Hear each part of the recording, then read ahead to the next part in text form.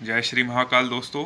हिंदी व Pachauri sir channel पर आप सभी मित्रों का स्वागत है। जो मित्र पहली बार मेरे इस चैनल से जुड़ रहे हैं वह यदि संपूर्ण हिंदी व्याकरण का अध्ययन करना चाहते हैं तो चैनल को सब्सक्राइब कर बेल आइकन को क्लिक कर लें, जिससे कि आपको आने वाले हिंदी व्याकरण के वीडियो प्राप्त हो सके।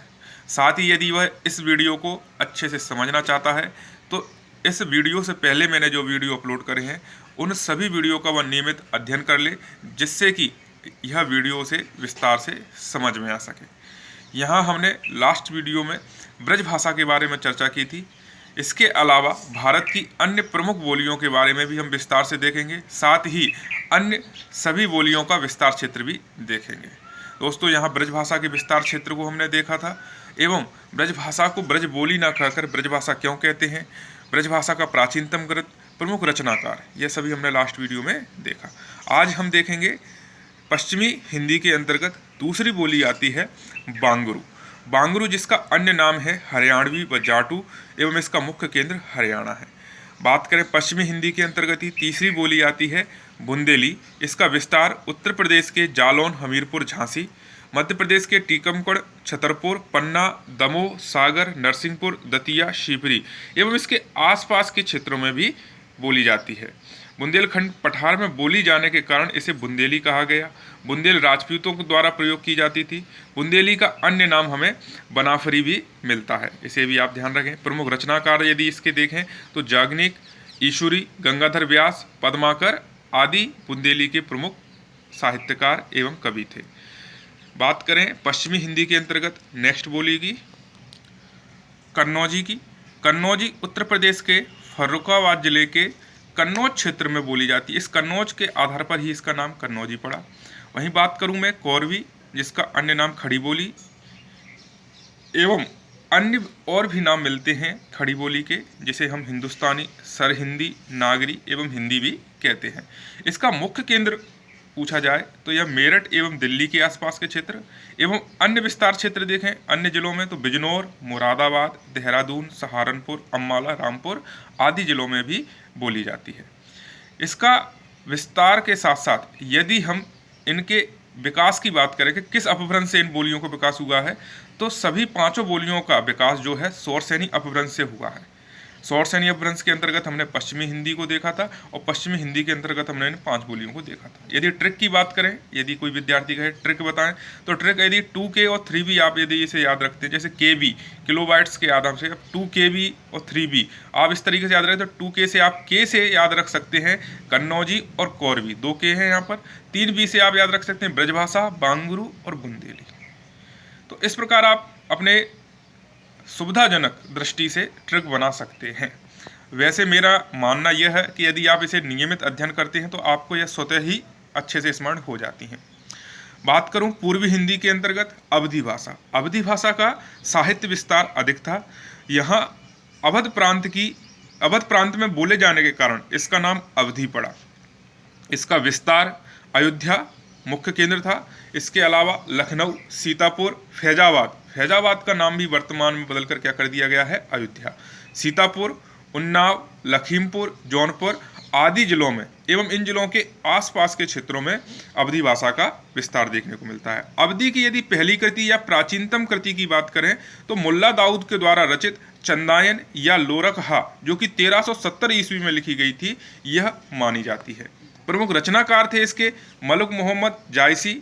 इन्होंने पद्मावत, जो कि इनका प्रसिद्ध ग्रंथ है, तुलसीदास जी का रामचरितमानस आप सभी परिचित हैं, कुतुबन का मृगावती, उस्मान की चित्रावली, नावादास जो कि प्रसिद्ध राम कवि थे, इन्होंने भक्तमाल करके ग्रंथ लिखा है, यह भी अवधी भाषा में है। तो यह सभी प्रमुख रचनाकार हैं।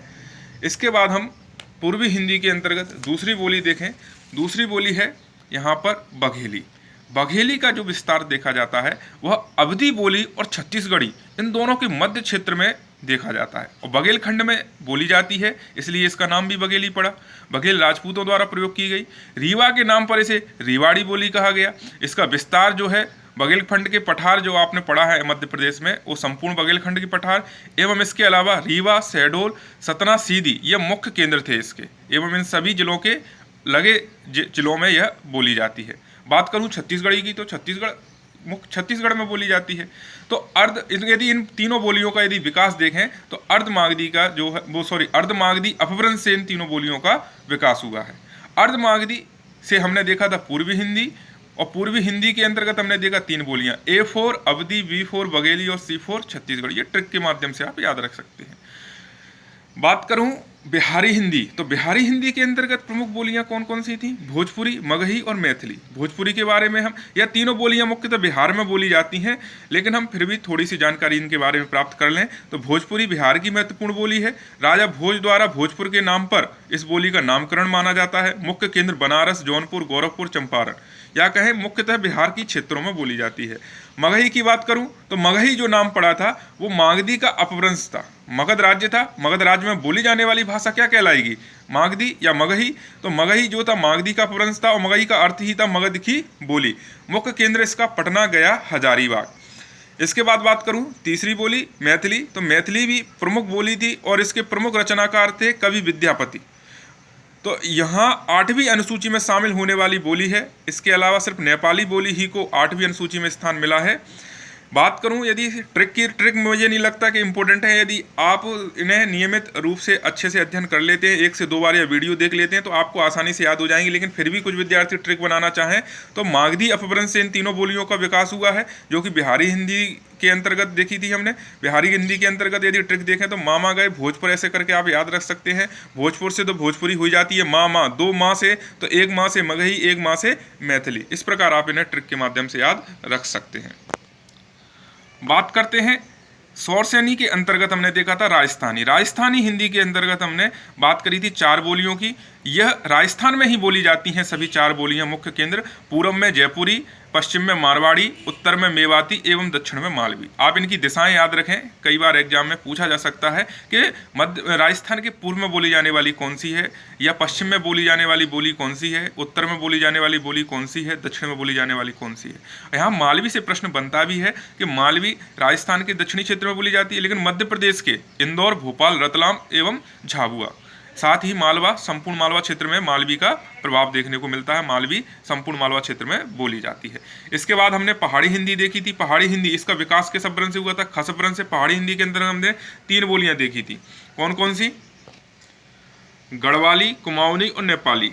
गढ़वाली जिसका विकास जो है, गढ़वाल को हम केदारखंड के नाम से जानते हैं। यह हमने उत्तराखंड और हिमाचल प्रदेश इनके मुख्य केंद्र देखे थे, गढ़वाली, कुमाऊनी और नेपाली के।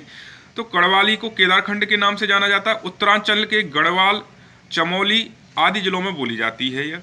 इसके अलावा इसमें लोक साहित्य देखने को नहीं मिलता है। कुमाऊनी भी उत्तरांचल प्रदेश के कुमायूं क्षेत्र के नाम पर इस बोली का नाम पड़ा था। तो कुमायूं क्षेत्र से कुमायूनी इसका नाम पड़ा, एवं यह भी उत्तरांचल प्रदेश या कहें उत्तराखंड के आसपास के सभी जिलों में एवं हिमाचल जो पहाड़ी इलाके हैं उन इलाकों में बोली जाती है। नेपाली मुख्यतः उत्तराखंड के कुछ जिलों के साथ जो सिक्किम है, जो नेपाल से लगी सीमा है, पश्चिम बंगाल की हो, असम की हो, पूर्वोत्तर राज्यों की जो सीमा लगी हुई है, तो वहाँ पर भी नेपाली बोली जाती है। तो मित्रों, यहाँ हमने सभी प्रमुख 18 बोलियों के विस्तार क्षेत्र को देखा, प्रमुख बोलियों के रचनाकार के बारे में जाना। यहाँ से आपका 1 या 2 प्रश्न बनते हैं। अवधि का प्राचीनतम ग्रंथ याद रखें। तो आप नियमित रूप से मेरे साथ जुड़े रहें। आपको क्रमबद्ध रूप से मैं हिंदी व्याकरण का अध्ययन करा रहा हूँ। आपका साथ मिलता रहा। सब्सक्राइबर जब बढ़ेंगे, जब आप इन वीडियो को अधिक से अधिक दोस्तों के साथ शेयर करें, ज़्यादा से ज़्यादा संख्या में आप दोस्तों के साथ पहुंचाएंगे, अपने मित्रों को पहुंचाएंगे, तो वह यह वीडियो देख पाएंगे और समझ पाएंगे कि हिंदी व्याकरण का अध्ययन करना है तो चैनल को सब्सक्राइब करना है। जब चैनल को सब्सक्राइब आप करेंगे, संख्या बढ़ती जाएगी। मैंने फिर कहा आपको कि 1000 सब्सक्राइबर होने पर हम लाइव क्लास चालू करेंगे, इसलिए आप जल्दी से जल्दी यहाँ 1000 सब्सक्राइबर कंप्लीट करें, क्योंकि आने वाली जो टॉपिक्स हैं, चाहे वो वर्णमाला हो, संधि हो, वह लाइव क्लास में आपको ज़्यादा अच्छे से समझ में आ सकेंगी। इसलिए दोस्तों, आप इसे ज़्यादा से ज़्यादा मित्रों के साथ शेयर करें। आप अपने सुझाव कमेंट बॉक्स में ज़रूर दें। आप लोग कमेंट बॉक्स में सुझाव नहीं देते हैं। मैं आपसे फिर कह रहा हूं, आप कमेंट बॉक्स में सुझाव दें कि यह वीडियो हम बनाना जारी रखें या नहीं। यदि आपके सुझाव नहीं मिलेंगे तो फिर यहाँ वीडियो बनना बंद हो जाएंगे। इसलिए आप अपने कमेंट बॉक्स में सुझाव ज़रूर दें। मिलता हूँ नेक्स्ट वीडियो में, तब तक के लिए जय हिंद, जय भारत। धन्यवाद दोस्तों।